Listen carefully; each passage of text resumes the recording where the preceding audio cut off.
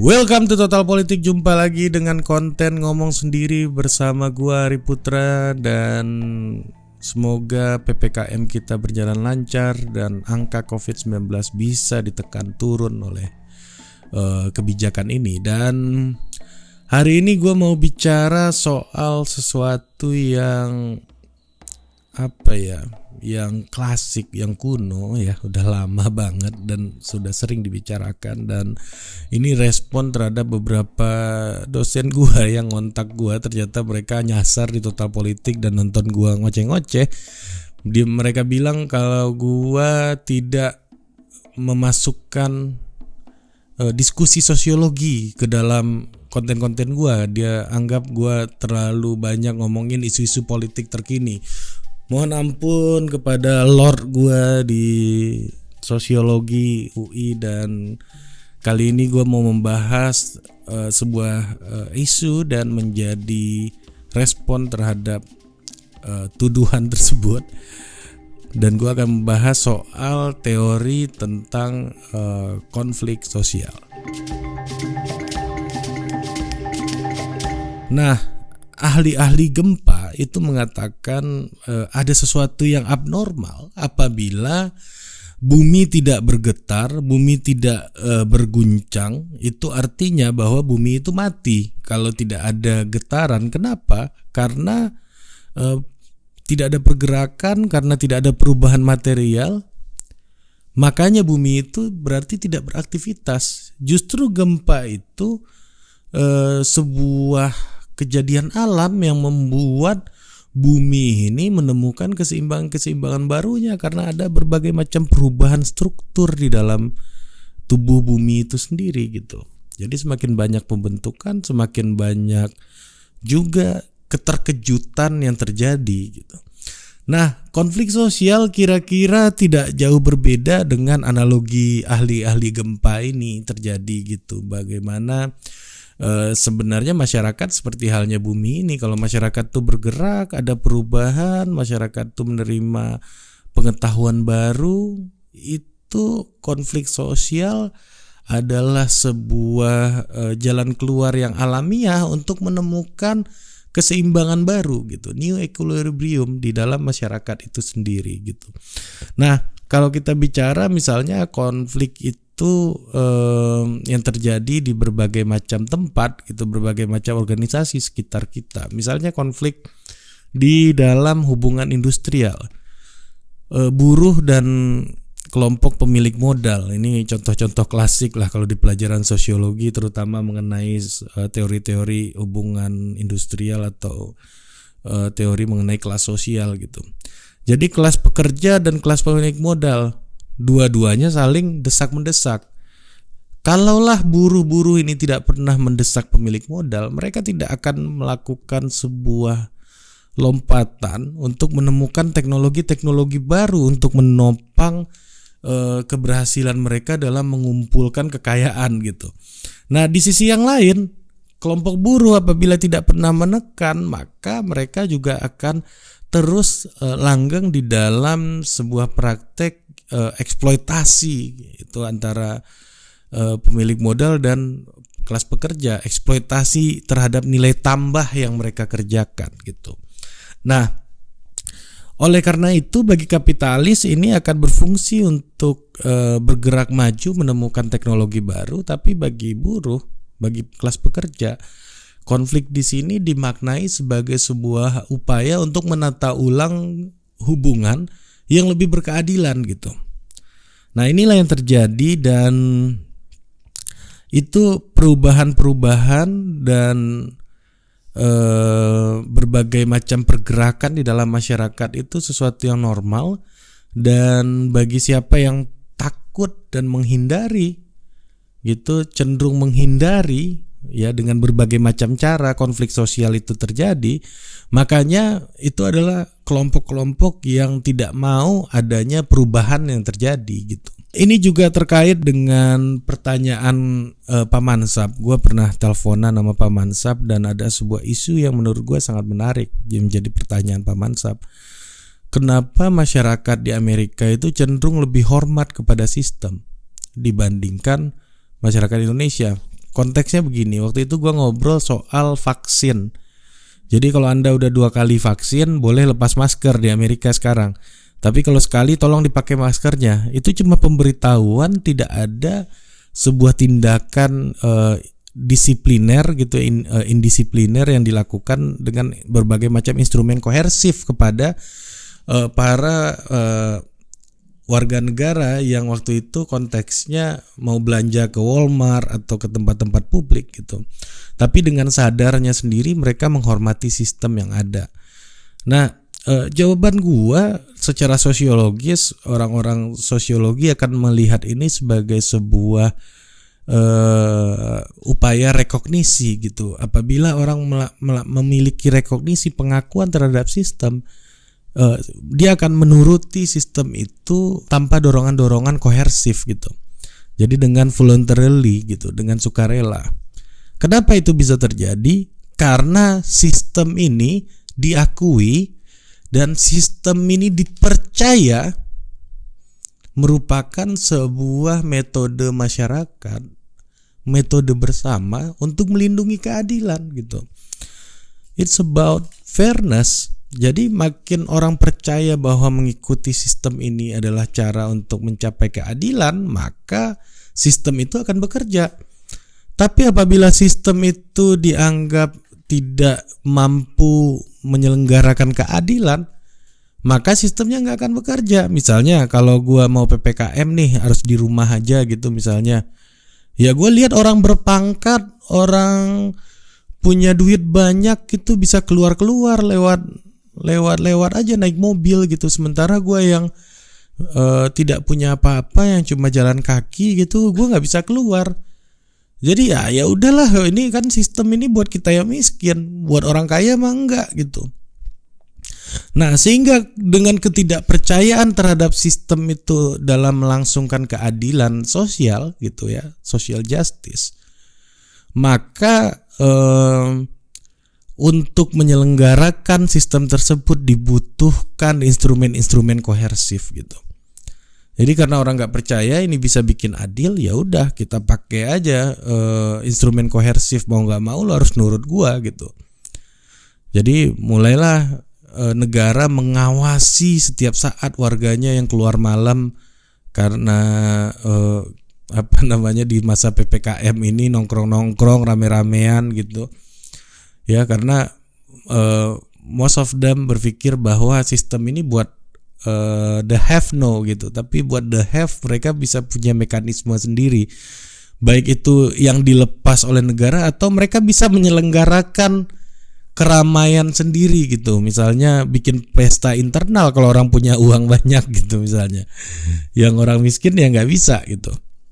Jadi tidak ada keyakinan terhadap sistem itu adalah upaya untuk menjaga keadilan, termasuk orang yang harus bekerja keliling-keliling, bekerja keluar rumah, ya karena lu punya uang aja, gue nggak bisa, kerjaan gue harus kayak begini gitu. Jadi nggak bisa disalahin juga gitu, karena persepsi mereka soal keadilan di dalam sistem yang dibuat ini tidak ada, sehingga itu tidak mendapatkan rekognisi dari masyarakat gitu. Nah, inilah yang akhirnya menentukan kejadian seperti ini, menentukan bagaimana struktur sosial itu di dalam sistem tersebut itu berjalan rigid atau enggak gitu. Jadi semakin banyak instrumen-instrumen kekerasan digunakan, itu akan membuat strukturnya semakin rigid. Tapi semakin longgar, semakin elastis sebuah strukturnya, sistemnya semakin elastis, itu akan membuat ruang dialog, ruang perubahan menjadi semakin lebih terbuka gitu. Nah, kalau kita tanya yang mana yang paling mudah mengalami perubahan, yang paling mudah ya tentunya sistem yang terbuka gitu. Karena ada kritik, karena ada dialog, karena ada diskusi, sehingga sistemnya keseimbangan yang lebih baru itu dapat tercapai dengan tanpa harus mengalami breakdown. Sementara struktur yang rigid itu harus breakdown Ya contohnya reformasi 98 lah gitu, strukturnya breakdown. Dengan struktur breakdown ada aturan main baru dan redistribusi baru gitu antara kekuatan-kekuatan politik yang tadinya itu soal kritik dan kebebasan berbicara itu tertutup. Setelah Orde Baru ya kan muncul kekuatan-kekuatan baru yang lebih menjamin itu gitu misalnya, karena itu menjadi aturan main baru gitu. Itu yang terjadi. Nah, dalam demokrasi itu sendiri memiliki cara untuk mengobati dirinya gitu. Jadi dia demokrasi itu sebagai sebuah sistem itu adalah sistem yang lebih elastis. Jadi orang diberikan the way out gitu. Jadi the way to escape gitu, punya gitu way to escape yang berbagai macam cara untuk lepas dari berbagai macam ketegangan yang terjadi untuk mencapai keseimbangan baru.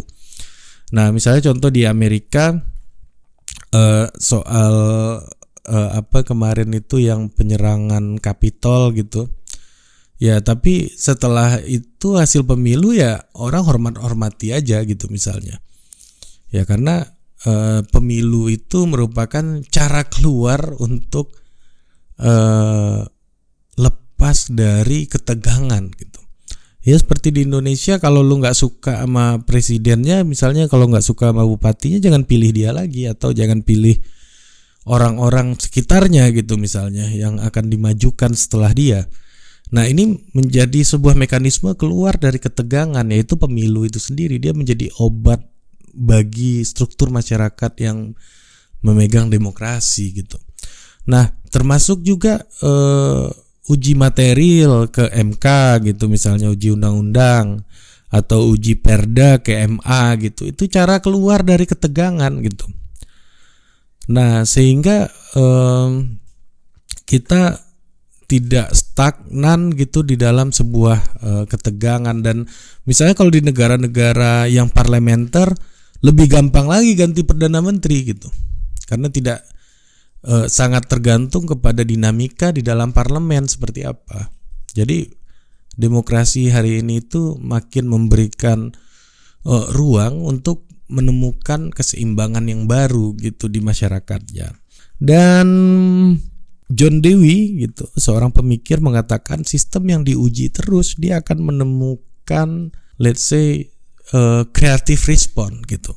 Jadi masyarakat yang diuji, negara yang selalu diuji gitu dengan berbagai macam ketegangan, ya dia akan semakin kreatif gitu merespon berbagai macam ketegangan tersebut untuk menemukan keseimbangannya yang baru, ya new equilibrium seperti yang gue bilang tadi. Ya misalnya contoh negara hari ini diserang sama sosmed gitu, pemerintah hari ini diserang sama sosmed, lama-lama mereka punya creative response gitu. Mungkin ya kalau kita lihat ada pakai penangkapan, ada pakai UU ITE dan lain-lain gitu ya. Itu cara menemukan titik keseimbangan baru yang ya makin lama makin kreatif gitu merespon hal tersebut gitu. Makin menemukan bagaimana cara yang dianggap fair satu sama lain gitu, dan dua-duanya dapat mengakomodir kepentingannya masing-masing gitu. Dan itu juga kalau ada orang nanya ke gua, apakah mungkin negara hari ini mengalami kebubaran, kebangkrutan atau penggulingan gitu? Ya menurut gua sih agak sulit juga gitu ya. Negara-negara hari ini mengalami penggulingan. Ya dulu Soviet misalnya bubar, terus Yugoslavia bubar. Itu ada konteks besar gitu, perang dingin dulu yang membuat semuanya harus menata ulang lagi struktur negaranya, integrasi negaranya. Dan hari ini konsep modern state itu teknologinya, fitur-fiturnya menjadi semakin canggih dan semakin banyak gitu fitur-fiturnya untuk mengatasi problem-problem integrasi gitu. Nah, walaupun ada pandangan yang mengatakan bahwa struktur masyarakat yang memang terintegrasi dengan baik, dia akan cenderung lebih toleran terhadap konflik dan berbagai macam ketegangan. Tetapi struktur masyarakat yang lebih disintegrate gitu ya, yang lebih tidak kuat disintegrasinya, less integrated gitu, itu akan lebih punya rasa takut, itu rasa paranoid terhadap berbagai macam konflik. Nah, disinilah yang gue bilang tadi bahwa fitur-fitur modern state hari ini itu semakin canggih gitu untuk mendorong integrasi nasional gitu, di mana kesejahteraan negara-negara yang dulunya itu adalah negara-negara yang tertinggal sekarang udah mulai naik. Bahkan Indonesia sempat keluar dari negara tertinggal dan sekarang masuk lagi gara-gara ekonomi pandemi kemarin gitu ya. Tapi overall mereka sudah punya berbagai macam teknologi dan berbagai macam respon yang membuat integrasi itu semakin kuat gitu. Nah, makanya hari ini menurut gua, walaupun memang ada rasa takut dan paranoid terhadap disintegrasi, tapi paling tidak kekuatan dari sebuah negara itu sudah lebih mapan daripada 30 tahun yang lalu gitu, ketika akhir Perang Dingin yang menghasilkan Soviet harus bubar.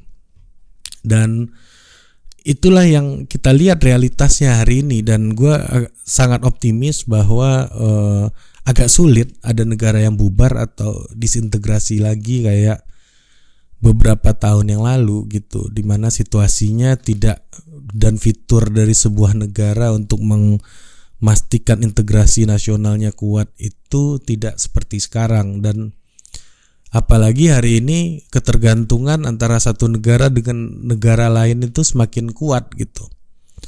Nah, ini banyak konteks-konteks yang berbeda yang membuat sebuah negara itu memiliki kekuatan untuk menjaga integrasinya. Mungkin itu aja. Udah sosiologis? Mudah-mudahan sudah sosiologis. Sampai jumpa lagi di Total Politik berikutnya. Dah.